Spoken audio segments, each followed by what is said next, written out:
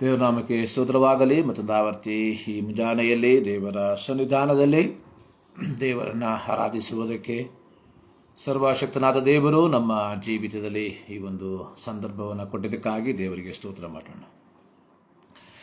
ಇಂಥ ಒಳ್ಳೆ ಸಮಯದೋಳು ಯೇಸುವೇ ನಿನ್ಬಾಳೆ ಬಂದೆವು, ನಿಮ್ಮ ಮಕ್ಕಳಾದ ನಾವು ನಿಮ್ಮನ್ನೇ ಅರಸಿ ಬಂದೆವು. ನಮ್ಮ ಮೇಲೆ ದಯವಿಡು ಸ್ವಾಮಿ, ನಿಮ್ಮ ಕರುಣೆಯನ್ನು ತೋರಿಸು. ನಮ್ಮ ಮೇಲೆ ದಯವಿಡು ಸ್ವಾಮಿ, ನಿಮ್ಮ ಕರುಣೆಯನ್ನು ತೋರಿಸು. ನಿಮ್ಮನ್ನೇ ರಕ್ಷಕನಾಗಿ ಕಾಣಲು ಪ್ರೇರಿಸು ನಮ್ಮೆಲ್ಲರನ್ನು. ನಿಮ್ಮನ್ನೇ ರಕ್ಷಕನಾಗಿ ಕಾಣಲು ಪ್ರೇರಿಸು ನಮ್ಮೆಲ್ಲರನ್ನು.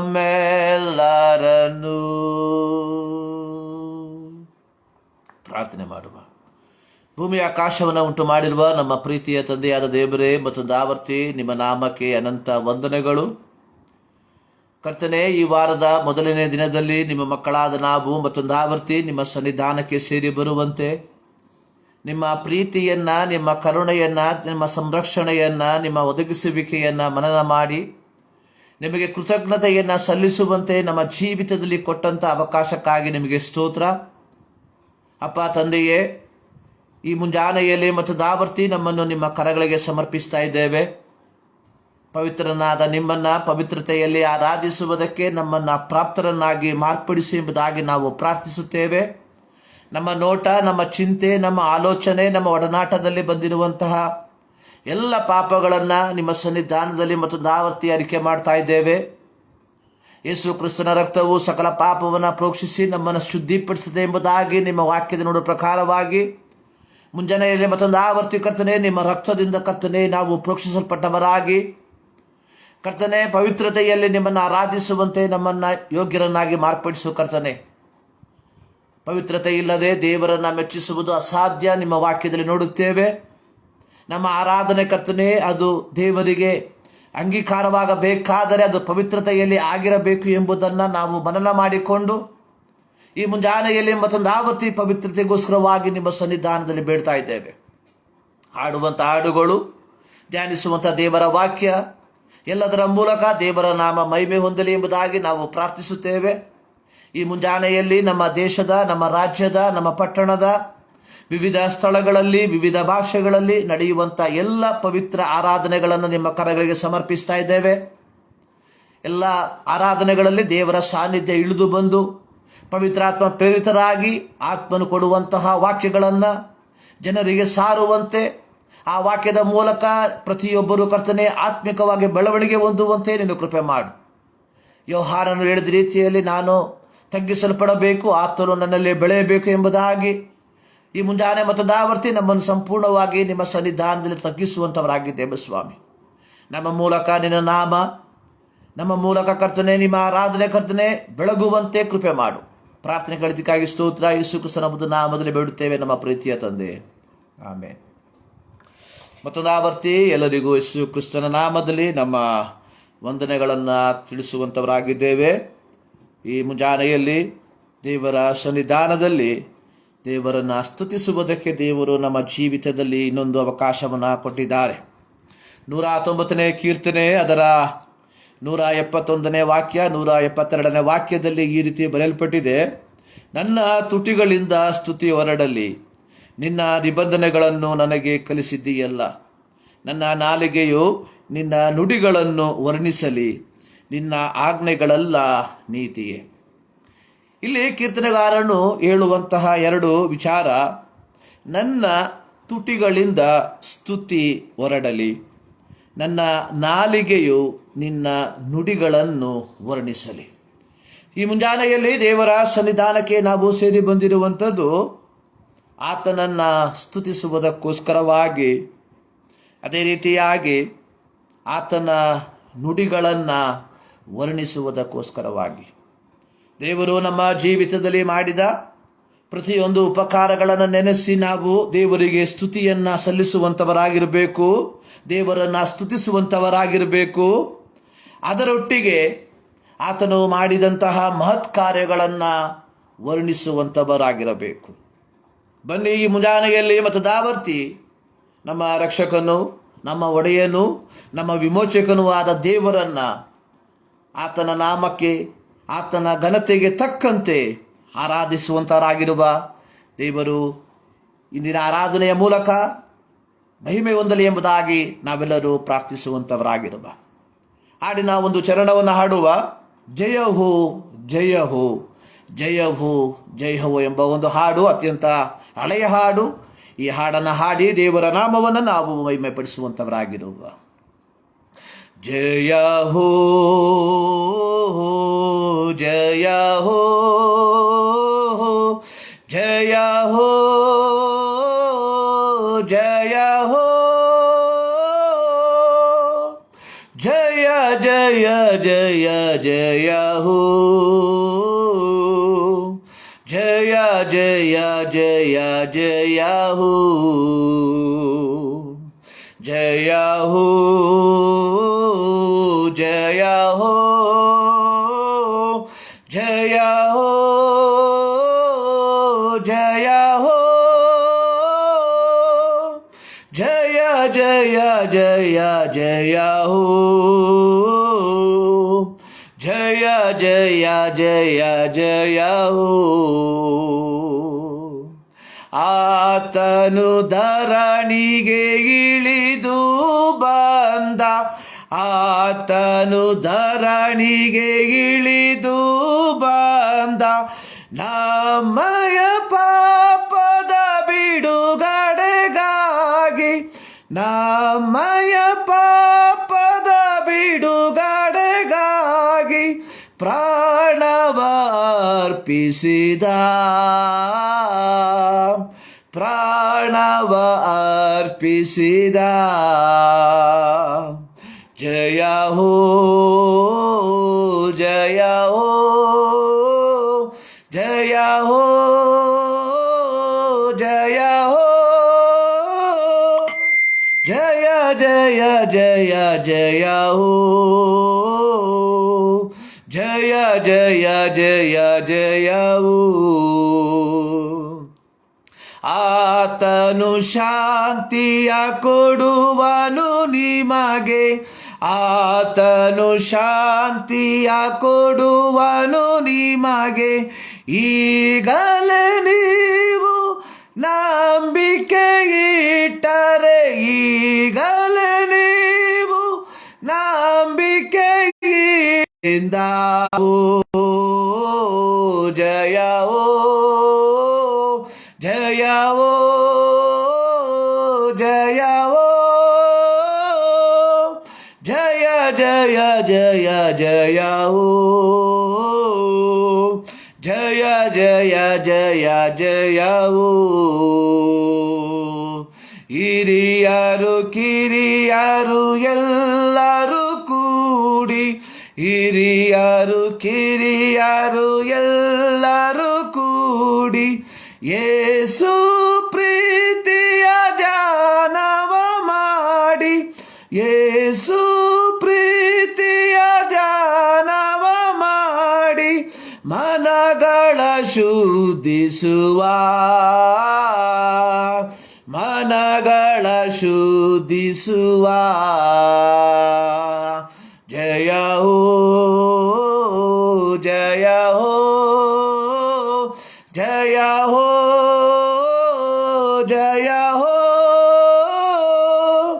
ಜಯ ಜಯ ಜಯ ಜಯ ಹೋ ಜಯ ಜಯ ಜಯ ಜಯ ಹೋ ಜಯ ಹೋ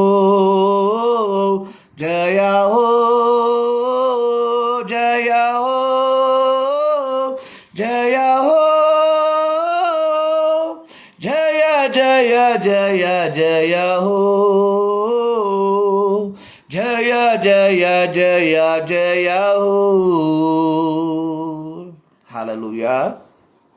ನೋಡಿ, ಆತನು ಶಾಂತಿಯ ಕೊಡುವನು ನಿಮಗೆ, ಈಗಲೇ ನೀವು ನಂಬಿಕೆ ಇಟ್ಟರೆ ಪೂರ್ಣ ಹೃದಯದಿಂದ.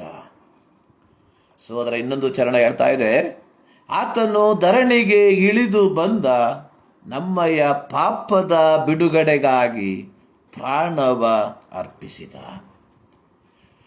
ಅದರ ಕೊನೆ ಚರಣ ಈ ರೀತಿ ಆಡ್ತಾ ಇದೆ, ಹಿರಿಯರು ಕಿರಿಯರು ಎಲ್ಲರೂ ಕೂಡಿ ಯೇಸು ಪ್ರೀತಿಯ ಧ್ಯಾನವ ಮಾಡಿ ಮನಗಳ ಶುದ್ಧಿಸುವ. ಈ ಮುಂಜಾನೆಯಲ್ಲಿ ನಮ್ಮ ಪಾಪಗಳ ಪರಿಹಾರಕ್ಕೋಸ್ಕರವಾಗಿ 2000 ವರ್ಷಗಳ ಹಿಂದೆ ಪರಲೋಕವನ್ನು ಬಿಟ್ಟು ಭೂಲೋಕಕ್ಕೆ ಬಂದಂತಹ ಯೇಸು ಕ್ರಿಸ್ತನ ರಕ್ತದ ಮೂಲಕ ಪಾಪ ಕ್ಷಮಾಪಣೆಯನ್ನು ಹೊಂದಿಕೊಂಡು ದೇವರ ಮಕ್ಕಳೆಂಬ ಪದವಿಯನ್ನು ಪಡೆದುಕೊಂಡು ದೇವರು ಕೊಟ್ಟಂತಹ ಶಾಂತಿಯನ್ನು ನಾವು ಹೊಂದಿಕೊಂಡು ಈ ಮುಂಜಾನೆಯಲ್ಲಿ ಚಿಕ್ಕವರು ದೊಡ್ಡವರು ಎಲ್ಲರೂ ಒಟ್ಟಿಗೆ ಕೂಡಿ ಯೇಸುವಿನ ಪ್ರೀತಿಯನ್ನು ಧ್ಯಾನ ಮಾಡಿ ನಮ್ಮನ್ನು ನಾವೇ ಶುದ್ಧಿಪಡಿಸಿಕೊಂಡು ಆತನನ್ನು ಆರಾಧಿಸುವಂತಹ ಒಂದು ಶ್ರೇಷ್ಠವಾದ ಸಂದರ್ಭ ದೇವರು ನಮ್ಮ ಜೀವಿತದಲ್ಲಿ ಕೊಟ್ಟಿದ್ದಾನೆ. ದೇವರು ಕೊಟ್ಟಿರುವಂತಹ ಈ ಒಂದು ಅವಕಾಶವನ್ನು ವ್ಯರ್ಥ ಮಾಡಿಕೊಳ್ಳದೆ ಆತನ ಸನ್ನಿಧಾನದಲ್ಲಿ ಆತನಿಗೆ ಸಲ್ಲತಕ್ಕ ಮಹಿಮೆಯನ್ನು ನಾವು ಸಲ್ಲಿಸುವಂಥವರಾಗಿರುವ. ನಾವು ಪ್ರಾರಂಭದಲ್ಲಿ ಓದಿದ ರೀತಿಯಲ್ಲಿ 119ನೇ ಕೀರ್ತನೆಯ ಕೊನೆಯ ಒಂದು ಪ್ಯಾರಾಗ್ರಾಫಲ್ಲಿ ಕೀರ್ತನೆಗಾರನು ಹೇಳಿರುವಂತಹ 2 ಪದ ಪ್ರಯೋಗಗಳು. ಒಂದು, ನನ್ನ ತುಟಿಗಳಿಂದ ಸ್ತುತಿ ಹೊರಡಲಿ, ನನ್ನ ತುಟಿಗಳಿಂದ ಸ್ತುತಿ ಹೊರಡಲಿ, 171ನೇ ವಾಕ್ಯದ ಪ್ರಾರಂಭ ಭಾಗ. ಅದೇ ರೀತಿ 172ನೇ ವಾಕ್ಯದ ಪ್ರಾರಂಭ ಭಾಗ, ನನ್ನ ನಾಲಿಗೆಯು ನಿನ್ನ ನುಡಿಗಳನ್ನು ವರ್ಣಿಸಲಿ, ನನ್ನ ನಾಲಿಗೆಯು ನಿನ್ನ ನುಡಿಗಳನ್ನು ವರ್ಣಿಸಲಿ. ಪ್ರಿಯರೇ, ದೇವರು ನಮಗೆ ತುಟಿಗಳನ್ನು, ದೇವರು ನಮಗೆ ನಾಲಿಗೆಗಳನ್ನು ಕೊಟ್ಟಿರುವಾಗ ಈ ಮುಂಜಾನೆಯಲ್ಲಿ ದೇವರನ್ನು ಆರಾಧಿಸುವುದಕ್ಕೆ, ದೇವರನ್ನು ಸ್ತುತಿಸುವುದಕ್ಕೆ, ದೇವರ ಮಹತ್ವವನ್ನು ವರ್ಣಿಸುವುದಕ್ಕೆ ನಾವು ಅದನ್ನು ಉಪಯೋಗಿಸುವಂಥವರಾಗಿರಬೇಕಾಗಿರುವಂಥದ್ದು ಬಹಳ ಪ್ರಾಮುಖ್ಯವಾದಂತಹ ಒಂದು ಘಟಕವಾಗಿದೆ. ದೇವರನ್ನು ಸ್ತುತಿಸುವಂಥದ್ದು ನೋಡಿ, ಇದೇ 119ನೇ ಕೀರ್ತನೆಯ 7ನೇ ವಾಕ್ಯದಲ್ಲಿ ಬರೆದಿರುವಂಥದ್ದು, ನಿನ್ನನ್ನು ಯಥಾರ್ಥ ಹೃದಯದಿಂದ ಕೊಂಡಾಡ್ತಾ ಹೋಗ್ತೇನೆ. ಯಾವಾಗ? ನಾನು ನಿನ್ನ ನೀತಿ ವಿಧಿಗಳನ್ನು ಕಲಿತ ಹಾಗಲ್ಲ. ನಾವು ದೇವರನ್ನ ಯಥಾರ್ಥವಾಗಿ, ದೇವರನ್ನ ಮನಪೂರ್ವಕವಾಗಿ ಕೊಂಡಾಡುವಂಥವರಾಗಿರ್ಬೇಕಾದ್ರೆ ನಾವು ದೇವರ ನೀತಿ ವಿಧಿಗಳನ್ನು ಕಲಿಯುವಂಥವರಾಗಿರಬೇಕು. ಅನೇಕ ಸಂದರ್ಭಗಳಲ್ಲಿ ದೇವರನ್ನ ಆರಾಧಿಸುವುದಕ್ಕೆ ಸಾಧ್ಯವಾಗದೆ ಹೋಗುವಂಥದ್ದು ನಾವು ದೇವರ ನೀತಿ ವಿಧಿಗಳನ್ನು ಅಥವಾ ದೇವರ ಧರ್ಮಶಾಸ್ತ್ರವನ್ನು ಕಲಿಯದೆ ಓದದ್ದರ ಫಲವಾಗಿ. ದೇವರನ್ನ ಆರಾಧಿಸುವುದು ಅಂದರೆ ಭಾನುವಾರದ ದಿನದಲ್ಲಿ ಸಭೆಯಾಗಿ ಸೇರಿ ಬರುವಂಥದ್ದು ಮಾತ್ರವಲ್ಲ. ದೇವರನ್ನ ಆರಾಧಿಸುವುದು ಅಂದರೆ ದೇವರ ಧರ್ಮಶಾಸ್ತ್ರಗಳನ್ನು ನಾವೇನು ಮಾಡಬೇಕು? ಅದನ್ನು ಧ್ಯಾನಿಸುವಂಥವರಾಗಿರಬೇಕು. ನೋಡಿ, ಮೊದಲನೆಯ ಕೀರ್ತನೆಯಲ್ಲಿ ಕೀರ್ತನೆಗಾರನು ಹಾಡಿರುವಂಥದ್ದು ಅಥವಾ ಕೀರ್ತನೆಗಾರನು ಹೇಳಿರುವಂತಹ ಮಾತು, ಯಾವನು ದುಷ್ಟರ ಆಲೋಚನೆಯಂತೆ ನಡೆಯದೆ, ಪಾಪಾತ್ಮರ ಮಾರ್ಗದಲ್ಲಿ ನಿಂತುಕೊಳ್ಳದೆ, ಧರ್ಮ ನಿಂದಕರೊಡನೆ ಕೂತುಕೊಳ್ಳದೆ, ಯೆಹೋವನ ಧರ್ಮಶಾಸ್ತ್ರದಲ್ಲಿ ಆನಂದ ಪಡುವವನಾಗಿ ಅದನ್ನೇ ಹಗಲಿರುಳು ಧ್ಯಾನಿಸುತ್ತಿರುವನೋ ಅವನು ಎಷ್ಟೋ ಧನ್ಯನು. ಆರಾಧನೆ, ಕ್ರೈಸ್ತರಾದ ನಮ್ಮ ಜೀವಿತದಲ್ಲಿ ಆರಾಧನೆ ಅನ್ನುವಂಥದ್ದು ದೇವರ ಧರ್ಮಶಾಸ್ತ್ರದಲ್ಲಿ ಆನಂದ ಪಡುವವನಾಗಿ. ನೋಡಿ, ಇದೇ 119ನೇ ಕೀರ್ತನೆಯಲ್ಲಿ ಅದರ 105ನೇ ವಾಕ್ಯದಲ್ಲಿ ನಾವು ನೋಡುವಂಥದ್ದು, ನಿನ್ನ ವಾಕ್ಯವು ನನ್ನ ಕಾಲಿಗೆ ದೀಪವಾಗಿದೆ. ಒಬ್ಬ ಕ್ರೈಸ್ತನು ತನ್ನ ಜೀವಿತವನ್ನು ಜೀವಿಸಬೇಕಾಗಿರುವಂಥದ್ದು ತನ್ನ ಇಚ್ಛಾನುಸಾರವಾಗಿ ಅಲ್ಲ, ತನ್ನ ತೀರ್ಮಾನುಸಾರವಾಗಿ ಅಲ್ಲ, ಬದಲಾಗಿ ದೇವರ ವಾಕ್ಯಕ್ಕೆ ಅನುಗುಣವಾಗಿ. 119ನೇ ಕೀರ್ತನೆ ಅದರ 103ನೇ ವಾಕ್ಯ, ನಿನ್ನ ನುಡಿಗಳು ನನ್ನ ನಾಲಿಗೆಗೆ ಎಷ್ಟೋ ರುಚಿಯಾಗಿವೆ, ಅವು ನನ್ನ ಬಾಯಿಗೆ ಜೇನು ತುಪ್ಪಕ್ಕಿಂತಲೂ ಸಿಹಿಯಾಗಿದೆ. ನೋಡಿ, ಒಬ್ಬ ಭಕ್ತನು ದೇವರ ವಾಕ್ಯವನ್ನ ಮನನ ಮಾಡುವಂಥವನು. ಒಬ್ಬ ಭಕ್ತನು ದೇವರ ವಾಕ್ಯಾನುಸಾರವಾಗಿ ಜೀವಿಸುವಂಥವನಾಗಿರಬೇಕು. ಸೊ ಯಾರು ದೇವರ ವಾಕ್ಯವನ್ನ ಮನನ ಮಾಡ್ತಾರೆ, ಯಾರು ದೇವರ ವಾಕ್ಯದಲ್ಲಿ ಆನಂದ ಪಡ್ತಾರೆ, ಅಂಥವರು ಏನು ಮಾಡ್ತಾರೆ? ಯಥಾರ್ಥ ಹೃದಯದಿಂದ ದೇವರನ್ನ ಕೊಂಡಾಡುವಂಥವರಾಗಿರ್ತಾರೆ. ನೋಡಿ, ಯಥಾರ್ಥವಾದ ಹೃದಯದಲ್ಲಿ ಅಂದ್ರೆ ಪೂರ್ಣವಾದ ಹೃದಯದಲ್ಲಿ. ಯಥಾರ್ಥತ್ವ ಅಂದ್ರೆ ಅದರಲ್ಲಿ ಬೇರೆ ಯಾವುದಕ್ಕೂ ಸ್ಥಾನಮಾನ ಇಲ್ಲ. There is a no plan B. ಯಥಾರ್ಥತ್ವ ಅಂದ್ರೆ ಪರಿಪೂರ್ಣವಾಗಿ, ಸಂಪೂರ್ಣವಾಗಿ, ಪರಿಪೂರ್ಣತೆಯಲ್ಲಿ. ಸೊ ನಾವು ಪರಿಪೂರ್ಣತೆಯಲ್ಲಿ ದೇವರನ್ನ ಆರಾಧಿಸಬೇಕಾದ್ರೆ ನಾವೇನು ಮಾಡಬೇಕು? ದೇವರ ವಾಕ್ಯದಲ್ಲಿ ನಾವು ಆನಂದ ಪಡುವಂಥವರಾಗಿರಬೇಕು. ಸೊ ಅದನ್ನೇ ಇಲ್ಲಿ 1ನೇ ಕೀರ್ತನೆಯಲ್ಲಿ ಕೀರ್ತನೆಗಾರರು ಹೇಳಿರುವಂಥದ್ದು, ಯೆಹೋವನ ಧರ್ಮಶಾಸ್ತ್ರದಲ್ಲಿ ಆನಂದ ಪಡುವವನಾಗಿ ಅದನ್ನೇ ಹಗಲಿರುಳು ಧ್ಯಾನಿಸುತ್ತಿರುವವನು ಅವನು ಎಷ್ಟೋ ಧನ್ಯನು ಎಂಬುದಾಗಿ. ಸೊ ಈ ಮುಂಜಾನೆಯಲ್ಲಿ ದೇವರ ಸನ್ನಿಧಾನದಲ್ಲಿ ನಾವು ದೇವರನ್ನ ಆರಾಧಿಸುವುದಕ್ಕೆ ಸೇರಿ ಬಂದಿದ್ದೇವೆ. ಇದು ಪ್ರತಿ ಭಾನುವಾರ ನಮಗೆ ಲಭಿಸುವಂತಹ ಒಂದು ಸಂದರ್ಭ. ಅನೇಕರು ನೆನೆಸುವಂಥದ್ದು ತಿಂಗಳಿಗೆ 4 ಅಥವಾ 5 ಭಾನುವಾರ, ವರ್ಷಕ್ಕೆ 52 ಇಲ್ಲ 53 ಭಾನುವಾರ ಇದು ನಿರಂತರವಾಗಿ ಬರುವಂಥದ್ದಾಗಿದೆ ಎಂಬುದಾಗಿ. ಹೌದು, ಇದು ನಿರಂತರವಾಗಿ ಬರುವಂಥದ್ದು. ಆದರೆ ನಾವು ನಿರಂತರವಾಗಿ ಬದುಕಿರ್ತೇವ ಎಂಬುವಂಥದ್ದು ನಾವು ಒಮ್ಮೆ ಯೋಚಿಸಬೇಕಾಗಿರುವಂತಹ ಒಂದು ಸತ್ಯ. ಸೊ ಇಂದು ನಾವು ಬದುಕಿದ್ದೇವೆ, ಕಳೆದ ವಾರ ನಾವು ಬದುಕಿದ್ದೇವೆ. ಸೊ ಇಂದು ನಾವು ಬದುಕಿದ್ದೇವೆ, ಆದರೆ ನಾಳೆ ನಾವು ಬದುಕ್ತೇವಾ? ಮುಂದಿನ ವಾರ ಬದುಕ್ತೇವ? ಮುಂದಿನ ಭಾನುವಾರ ನಾವು ಕಾಣ್ತೇವ ಎಂಬುವಂಥದ್ದು ಅದು ಒಂದು ಕಗ್ಗಂಟಾಗಿರುವಂಥದ್ದು. ಸೊ ಅದು ದೇವರಿಗೆ ಮಾತ್ರ ತಿಳಿದಿರುವಂತಹ ಒಂದು ವಿಚಾರ. ಅದು ದೇವರ ಆ ಒಂದು ಡೈರಿಯಲ್ಲಿ ಮಾತ್ರ ಬರೆದಿರುವಂತಹ ವಿಚಾರ. ಸೊ ನಮ್ಮ ಜೀವಿತದ ಕೊನೆ ಎಂದು ಎಂಬುವಂಥದ್ದು ದೇವರು ತನ್ನ ಪುಸ್ತಕದಲ್ಲಿ ಅದನ್ನು ಮುಂಚಿತವಾಗಿ ಆತನು ಬರೆದಿಟ್ಟಿದ್ದಾನೆ. ಆದರೆ ಈ ಮುಂಜಾನೆ ದೇವರು ನಮಗೆ ಒಂದು ಅವಕಾಶವನ್ನ, ಒಂದು ಸಂದರ್ಭವನ್ನ, ಒಂದು ಸದಾವಕಾಶವನ್ನ ಕೊಟ್ಟಿರುವಾಗ ನಾವು ಆತನನ್ನ ಸ್ತುತಿಸುವುದಕ್ಕೆ, ಆತನನ್ನ ಆರಾಧಿಸುವುದಕ್ಕೆ ನಾವು ಬಾಧ್ಯಸ್ಥರಾಗಿದ್ದೇವೆ ಎಂಬುವಂಥದ್ದನ್ನ ನಾವು ಎಂದಿಗೂ ಮರೆಯಬಾರದು. ಯಾಕಂದ್ರೆ ದಾವೀದ ಹೇಳ್ತಾ ಇದ್ದಾನೆ, ಸತ್ತವರು ಯಾಹುವನ್ನ ಸ್ತುತಿಸೋದಿಲ್ಲ, ಮೌನ ಲೋಕವನ್ನ ಸೇರಿದವರು ನಿನ್ನ ಯಾಹುವಿನ ಕ್ರಿಯೆಯನ್ನ ಹೊಗಳೋದಿಲ್ಲ ಎಂಬುದಾಗಿ. ಅಂದ್ರೆ ಯಾಹುವಿನ ಕ್ರಿಯೆ ಅಂದ್ರೆ ದೇವರು ನಮ್ಮ ಜೀವಿತದಲ್ಲಿ ಮಾಡಿದಂತಹ ಕ್ರಿಯೆಗಳನ್ನ ನಾವೇನ್ ಮಾಡಬೇಕು? ಹೊಗಳುವುದಕ್ಕೆ ದೇವರು ಕೊಟ್ಟಿರುವಂತಹ ಸದವಕಾಶ ಅನ್ನುವಂಥದ್ದು ಈ ಮುಂಜಾನೆಯಲ್ಲಿ ದೇವರ ಸನ್ನಿಧಾನದಲ್ಲಿ ದೇವರನ್ನ ಆರಾಧಿಸುವಂಥದ್ರ ಮೂಲಕವಾಗಿ ಎಂಬುವಂಥದ್ದನ್ನು ನಾವು ಮರಿಬಾರದು. ಅದರಿಂದ ಅದೇ 172ನೇ ವಾಕ್ಯದಲ್ಲಿ ನಾವು ನೋಡ್ತಾ ಇದ್ದೇವೆ, ನನ್ನ ನಾಲಿಗೆಯು ನಿನ್ನ ನುಡಿಗಳನ್ನ ವರ್ಣಿಸಲಿ. ಪ್ರಿಯರೇ, ಈ ಮುಂಜಾನೆಯಲ್ಲಿ ದೇವರ ಸನ್ನಿಧಾನಕ್ಕೆ ನಾವು ಸೇರಿ ಬಂದಿದ್ದೇವೆ, ಆತನನ್ನ ಆರಾಧಿಸುವುದಕ್ಕೆ ನಾವು ಸೇರಿ ಬಂದಿದ್ದೇವೆ.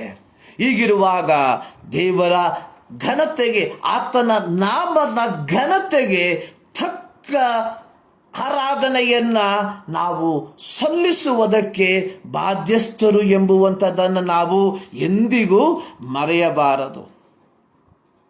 ಸೊ ದೇವರನ್ನ ಆರಾಧಿಸಬೇಕಾದ್ರೆ ನಾವೇನ್ ಮಾಡಬೇಕು?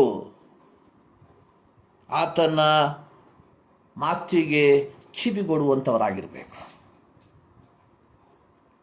ಆತನ ಮಾತಿಗೆ ಕಿವಿಗೊಡುವಂಥವರಾಗಿರಬೇಕು.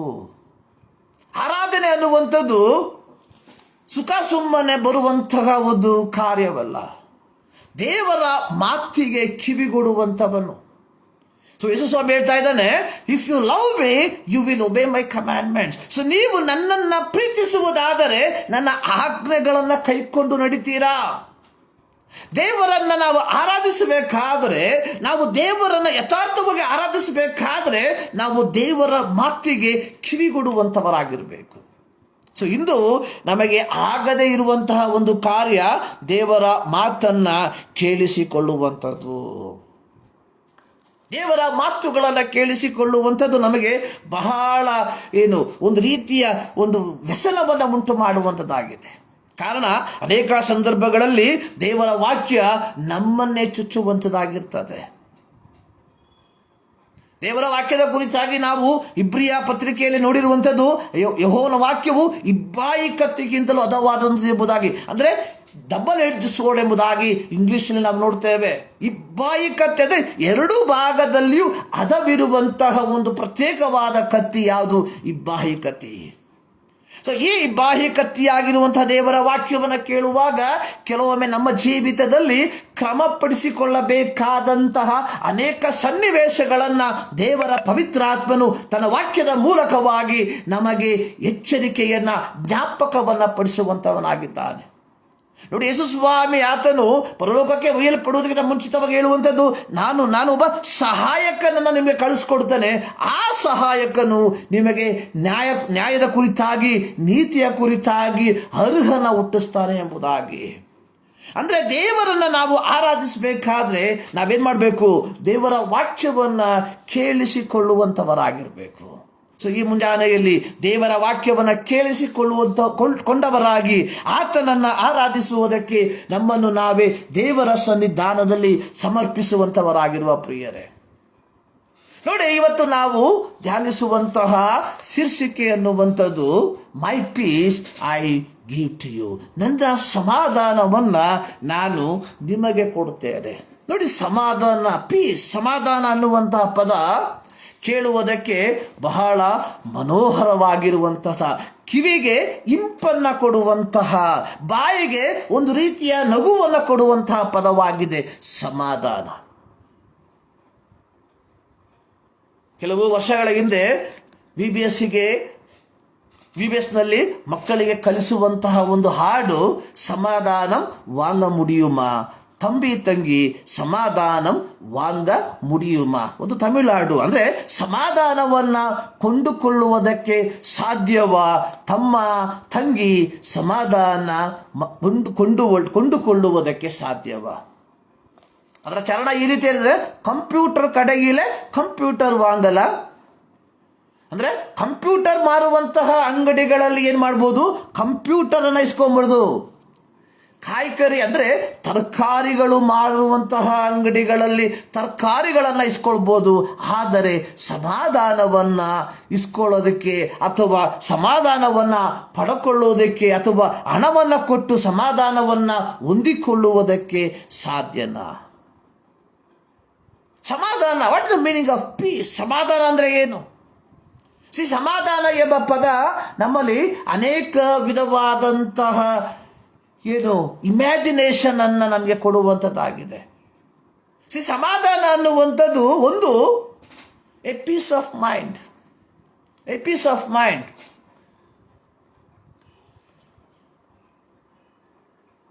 ಸಮಾಧಾನ ಅನ್ನುವಂಥದ್ದು ಏನು?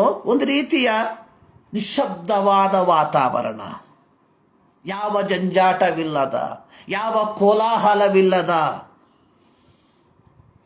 ಮನಸ್ಸಿಗೆ ಮದವನ್ನು ನೀಡುವಂತಹ ಒಂದು ಸನ್ನಿವೇಶ ಅಂದರೆ ತಪ್ಪಾಗಲಾರದು. ನೋಡಿ, ಒಬ್ಬ ಅರಸ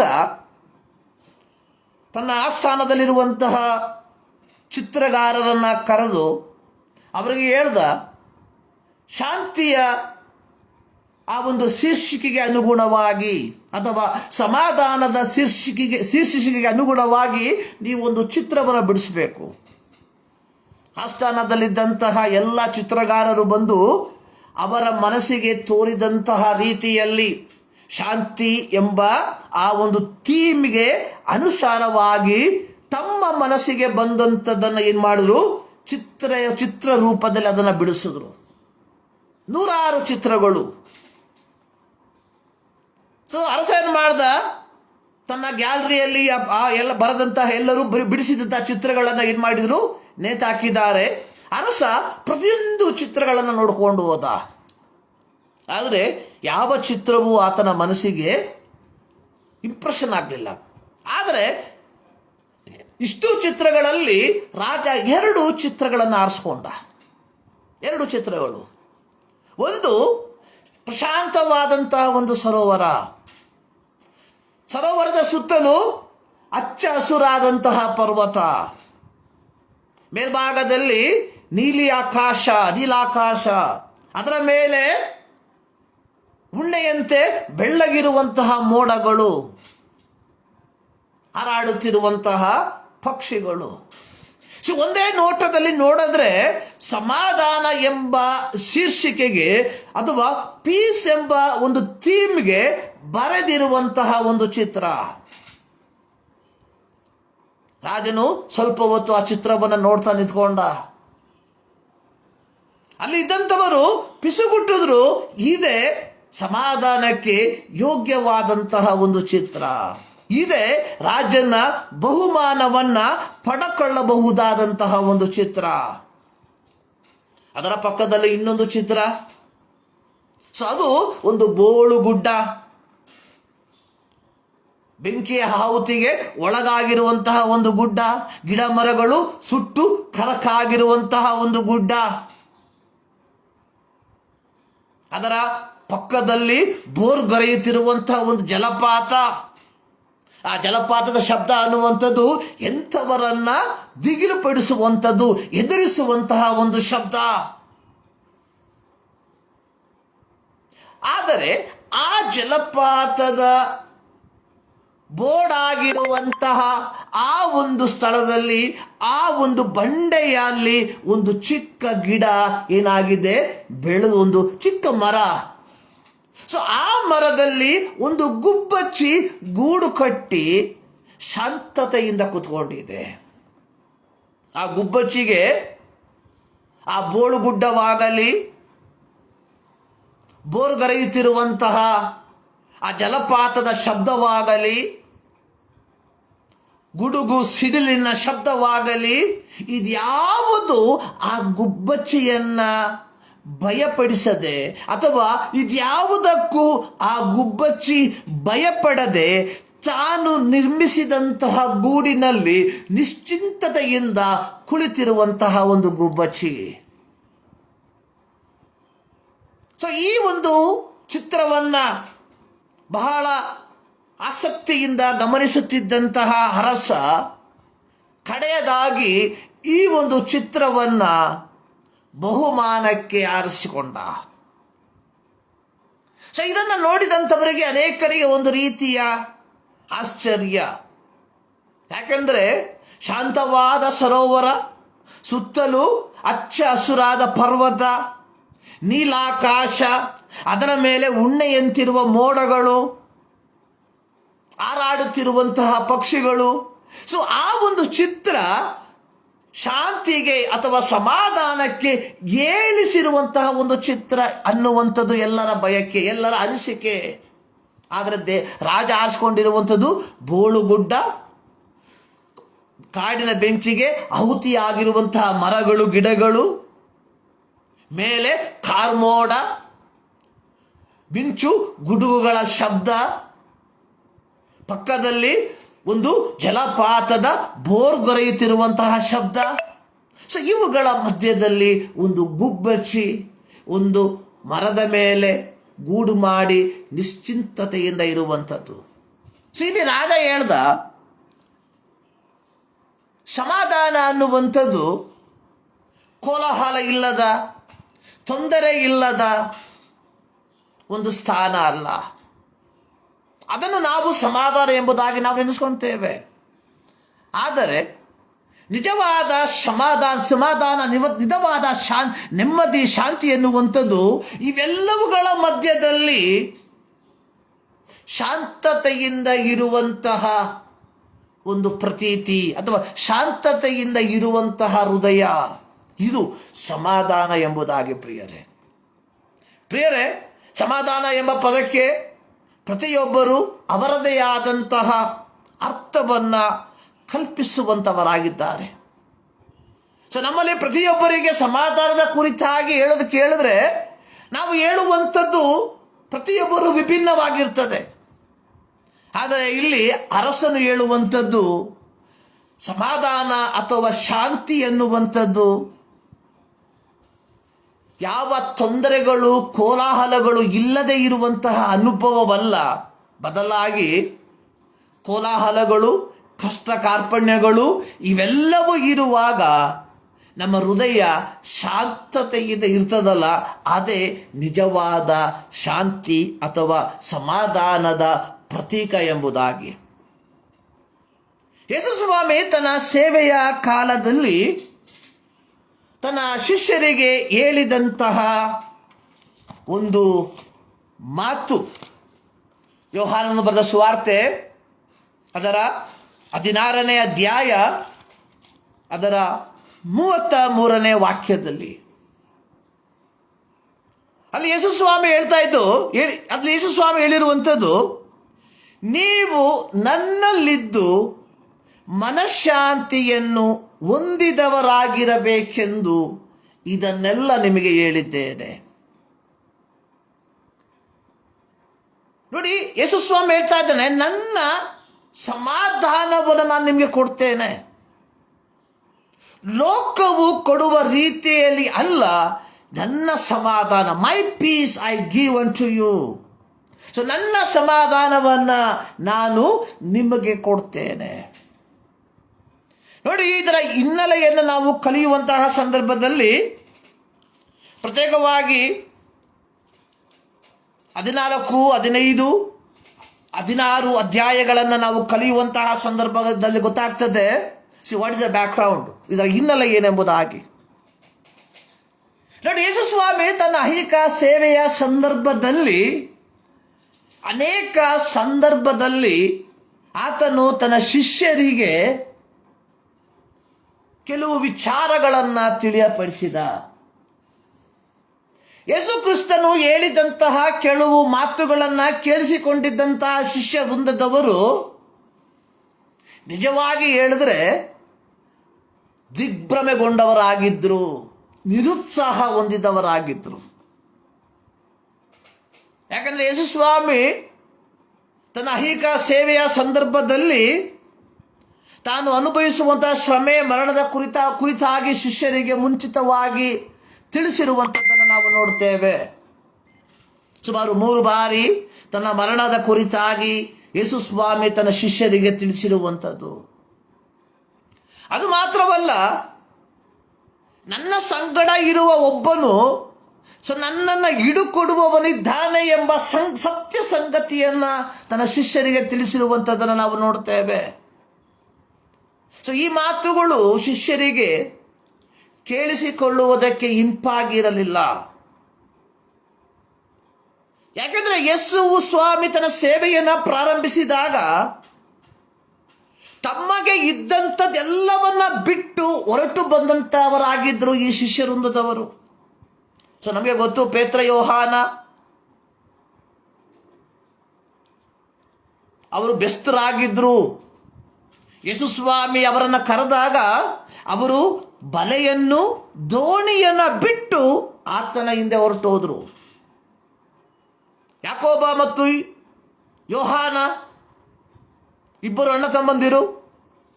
ಯಾವ ರೀತಿ ಪೇತ್ರ ಮತ್ತು ಆಂದ್ರೆಯ ಅಣ್ಣ ತಮ್ಮಂದಿರು, ಅದೇ ರೀತಿ ಯಾಕೋಬ ಮತ್ತು ಯೋಹಾನ ಅಣ್ಣ ತಮ್ಮಂದಿರು. ಸೊ ಇವರು ಸಹ ತಮ್ಮ ತಂದೆಯೊಂದಿಗೆ ಸೇರಿ ಬಲೆಗಳನ್ನು ಸರಿ ಮಾಡ್ತಾ ಇದ್ರು. ಒನ್ ಫೈನ್ ಡೇ ಯೇಸು ಸ್ವಾಮಿ ಇವರನ್ನು ನೋಡಿದಾಗ ಹೇಳ್ದ, ಫಾಲೋ ಮೀ, ನನ್ನನ್ನು ಹಿಂಬಾಲಿಸ್ರಿ. ಸೊ ಇವರೇನು ಮಾಡಿದ್ರು? ಯಾಕೋಬ ಮತ್ತು ಯೋಹಾನ ದೋಣಿಯನ್ನ, ತಂದೆಯನ್ನ, ಬಲೆಯನ್ನ ಬಿಟ್ಟು ಆತನ ಹಿಂದೆ ಹೋದಂಥವರು. ಸೊ ಮತ್ತಾಯ ಈಸ್ ಅ ಟ್ಯಾಕ್ಸ್ ಕಲೆಕ್ಟರ್, ತೆರಿಗೆ ವಸೂಲಿ ಮಾಡುವಂಥವನು. ಸೊ ಹಿಂಬಾಲಿಸು ಎಂಬುದಾಗಿ ಹೇಳಿದಾಗ ತಾನು ಕುಳಿತಿದ್ದಂತಹ ಮನೆಯನ್ನು ಸಹ ಬಿಟ್ಟು ಆತನ ಹಿಂದೆ ಹೋದಂಥವನಾಗಿದ್ದ ಮತ್ತಾಯ. ಸೊ ಹೀಗೆ ಪ್ರತಿಯೊಬ್ಬರು ಯೇಸುವಿನ ಮಾತನ್ನ ಕೇಳಿ ತಮಗಿದ್ದಂತಹ ಎಲ್ಲವನ್ನ ಬಿಟ್ಟು ಆತನನ್ನ ಹಿಂಬಾಲಿಸಿದಂಥವರು. ಹೀಗೆ ಹಿಂಬಾಲಿಸಿದಂಥವರಿಗೆ ಅನೇಕ ಕನಸುಗಳು ಇದ್ದಿರಬಹುದು ಅಲ್ಲ, ಅನೇಕ ಕನಸುಗಳು ಇತ್ತು. ಸೊ ಇವರೆಲ್ಲರೂ ಮಸ್ಸಿಯನನ್ನ ಎದುರು ನೋಡುವಂಥವರಾಗಿದ್ರು. ನೋಡಿ, ಯೇಸುಸ್ವಾಮಿ ತಾನು ಮರಣವನ್ನು ಅನುಭವಿಸಿ ಪುನರುತ್ಥಾನವನ್ನು ಹೊಂದಿ ಆತನು ಪರಲೋಕಕ್ಕೆ ಒಯ್ಯಲ್ಪಡುವುದಕ್ಕಿಂತ ಮುಂಚಿತವಾಗಿ ಇದೇ ಶಿಷ್ಯರು ಯೇಸುಸ್ವಾಮಿಗೆ ಕೇಳಿದಂಥ ಒಂದು ಪ್ರಶ್ನೆ. ಅಪೊಸ್ತಲರ ಕೃತ್ಯ ಮೊದಲನೇ ಅಧ್ಯಾಯ 1 ಅದರ 6ನೇ ವಾಕ್ಯ.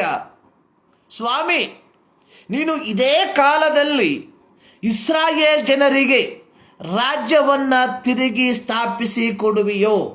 ಅಂದ್ರೆ ಇವರು ಅಕ್ಷರಿಕವಾದ ಒಂದು ಸಾಮ್ರಾಜ್ಯವನ್ನ ಎದುರು ನೋಡುವಂತವರಾಗಿದ್ರು.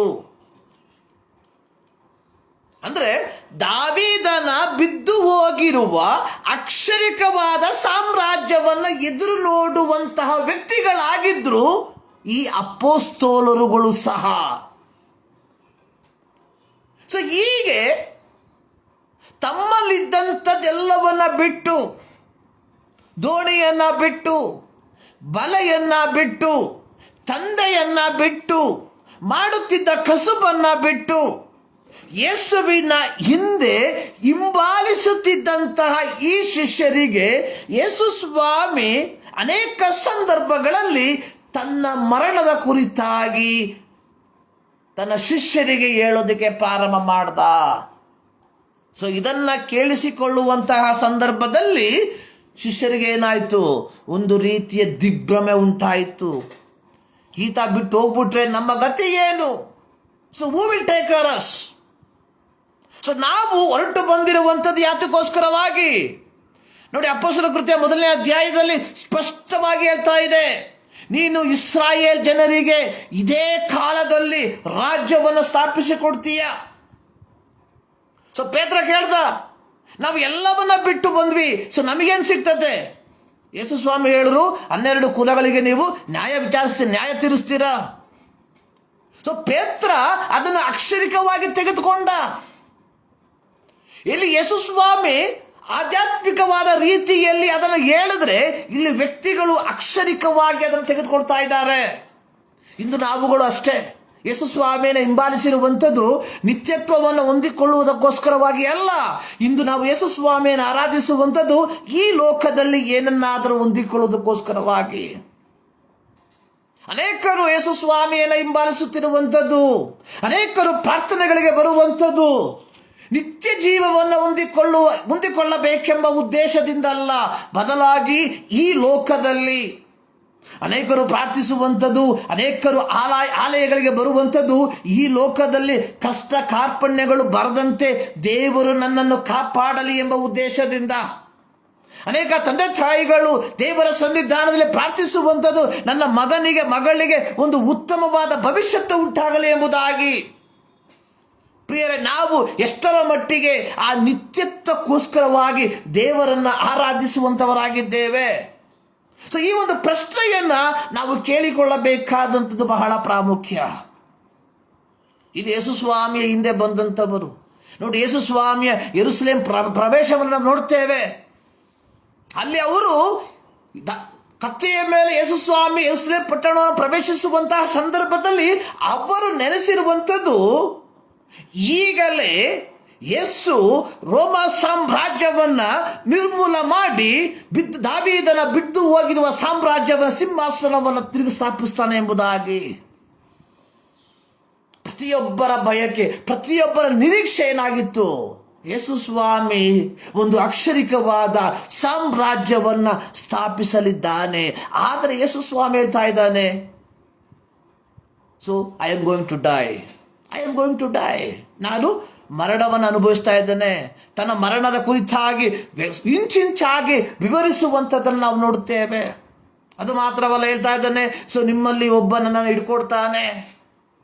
ಅಲ್ಲಿಗೆ ನಿಲ್ಲಿಲ್ಲ, ಪೇತ್ರನ ನೋಡಿ ಹೇಳ್ತಾ ಇದ್ದಾನೆ, ಪೇತ್ರ, ಇವತ್ತು ನೀನು ಕೋಳಿ ಕೂಗೋದಕ್ಕಿಂತ ಮುಂಚಿತವಾಗಿ 3 ಸಾರಿ ನನ್ನನ್ನು ಅಲ್ಲಗಳ್ತೀಯ ಎಂಬುದಾಗಿ. ಸೊ ಇವೆಲ್ಲವನ್ನ ಕೇಳಿಸಿಕೊಂಡು ದಿಗ್ಭ್ರಮೆಗೊಂಡಿದ್ದಂತಹ, ನಿರುತ್ಸಾಹಗೊಂಡಿದ್ದಂತಹ ಜನರಿಗೆ ಯೇಸು ಸ್ವಾಮಿ ಹೇಳಿದಂತಹ ಮಾತನ್ನು ನಾವು ಕೇಳಿದ್ದೀವಿ. ಏನು? ಸೊ ನೀವು ನನ್ನಲ್ಲಿದ್ದು ಮನಃಶಾಂತಿಯನ್ನು ಹೊಂದಿದವರಾಗಬೇಕೆಂದು. ಪ್ರಿಯರೇ, ನಾವು ದೇವರ ಮಕ್ಕಳಾಗಿದ್ದೇವೆ. ಸೊ ದೇವರ ಮಕ್ಕಳಾಗಿರುವ ನಾವುಗಳು ಏನಾಗಿರ್ಬೇಕು?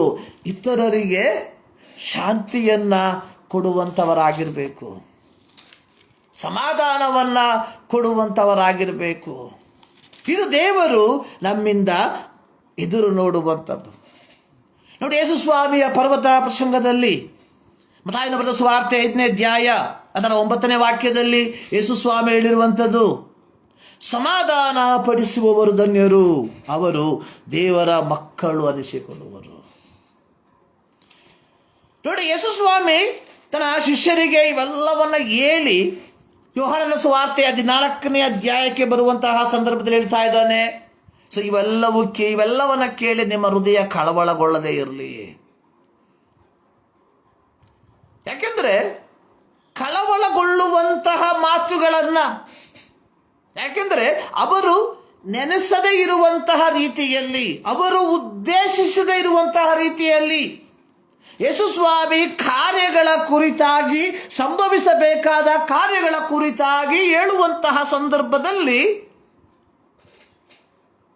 ಪ್ರತಿಯೊಬ್ಬರು ದಿಗ್ಭ್ರಮೆಗೊಳ್ಳುವಂಥದ್ದು, ಕಳವಳಗೊಳ್ಳುವಂಥದ್ದು ಸರ್ವೇ ಸಾಮಾನ್ಯವಾದಂತಹ ವಿಚಾರ. ಆದರೆ ಯೇಸು ಸ್ವಾಮಿ ಹೇಳ್ತಾ ಇದ್ದಾನೆ 14ನೇ ಅಧ್ಯಾಯದಲ್ಲಿ, ನಿಮ್ಮ ಹೃದಯವು ಕಳವಳಗೊಳ್ಳದೆ ಇರಲಿ, ದೇವರನ್ನು ನಂಬಿರಿ, ನನ್ನನ್ನು ನಂಬಿರಿ.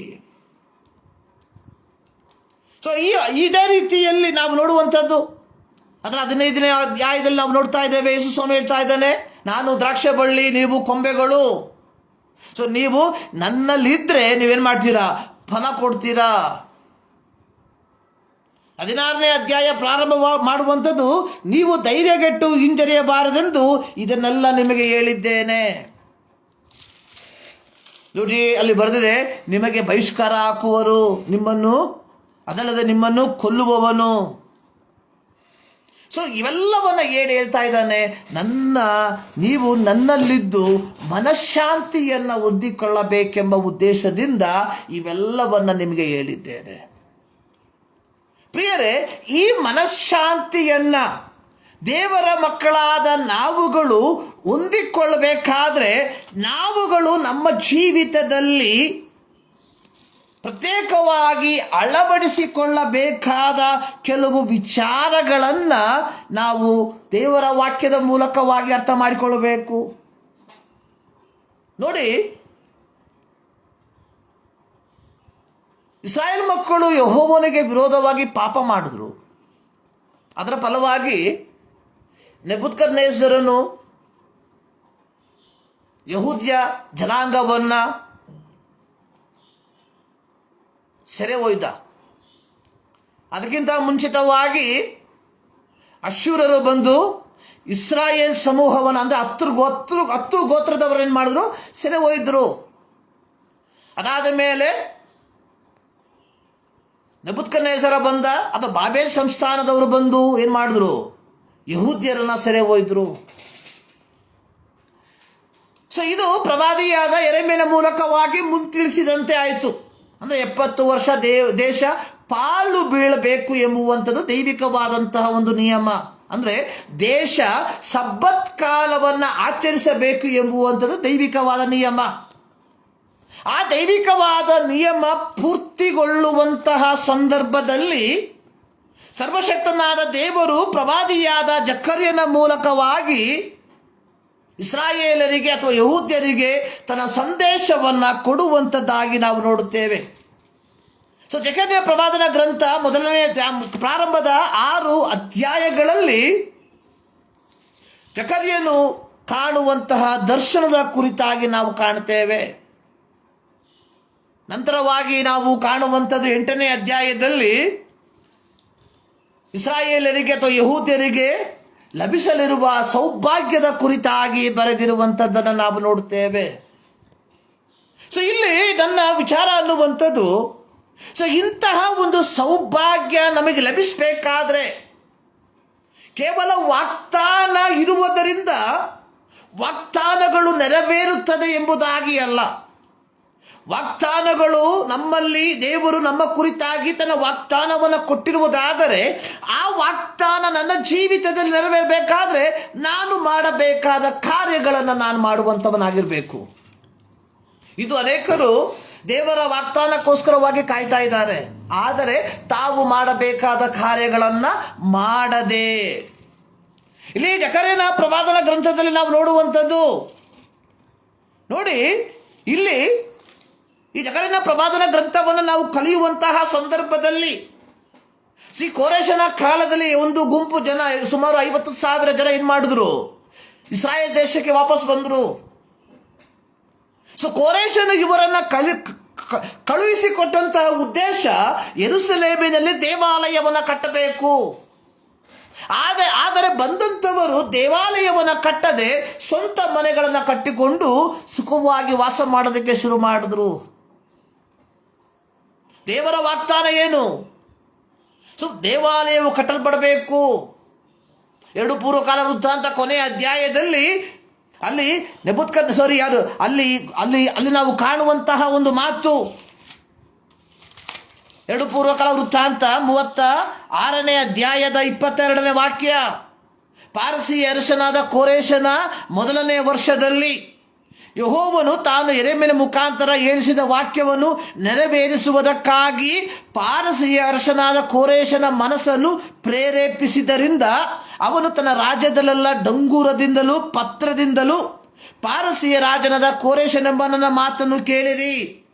ಪರಲೋಕ ದೇವರಾದ ಯೆಹೋವನು ನನಗೆ ಭೂಲೋಕದ ಎಲ್ಲ ರಾಜ್ಯಗಳನ್ನು ಒಪ್ಪಿಸಿ ತನಗೋಸ್ಕರ ಯೆಹೂದ ದೇಶದ ಯೆರೂಸಲೇಮಿನಲ್ಲಿ ಆಲಯವನ್ನು ಕಟ್ಟಬೇಕೆಂದು ಆಜ್ಞಾಪಿಸಿದ್ದಾನೆ. ನಿಮ್ಮಲ್ಲಿ ಯಾರು ಆತನ ಪ್ರಜೆಗಳಾಗಿರುತ್ತಾರೋ ಅವರು ಸ್ವದೇಶಕ್ಕೆ ಹೋಗಲಿ, ಅವರ ದೇವರಾದ ಯೆಹೋವನು ಅವರ ಸಂಗಡ ಇರ್ತಾನೆ. ಅಂದ್ರೆ 70 ವರ್ಷದ ಪೂರ್ತೀಕರಣಕ್ಕೆ ಬಂದಾಗ ಸರ್ವಶಕ್ತನಾದ ಯೆಹೋವನು ಪಾರಸಿಯ ಅರಸನಾದ ಕೋರೇಶನ ಮನಸ್ಸಿನಲ್ಲಿ ಪ್ರೇರೇಪಿಸಿ ಹೇಳುವಂಥದ್ದು, ಪರಲೋಕ ದೇವರಾದ ಯೆಹೋವನಿಗೆ ಯೆಹೂದ ದೇಶದ ಯೆರೂಸಲೇಮಿನಲ್ಲಿ ಆಲಯವನ್ನು ಕಟ್ಟಬೇಕು.